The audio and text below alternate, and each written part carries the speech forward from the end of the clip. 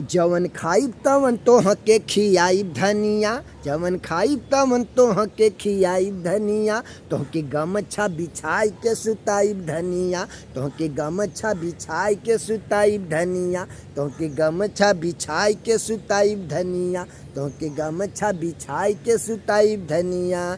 जवन खाइब तवन तोह के खियाइब धनिया, जवन खाइब तवन तोह के खियाइब धनिया, तोह के गमछा बिछाई के सुताइब धनिया, तोह के गमछा बिछाई के सुताइब धनिया, तोह के गमछा बिछाई के सुताइब धनिया, तोह के गमछा बिछाई के सुताइब धनिया, तोह के गमछा बिछाई के सुताइब धनिया। जवन खाइब तवन तोह के खियाइब धनिया, जवन खाइब तवन तोह के खियाइब धनिया, तोह के गमछा बिछाई के सुताइब धनिया, तोह के गमछा बिछाई के सुताइब धनिया, तोह के गमछा बिछाई के सुताइब धनिया, तोह के गमछा बिछाई के सुताइब धनिया, तोह के गमछा बिछाई के सुताइब धनिया, तोह के गमछा बिछाई के सुताइब धनिया।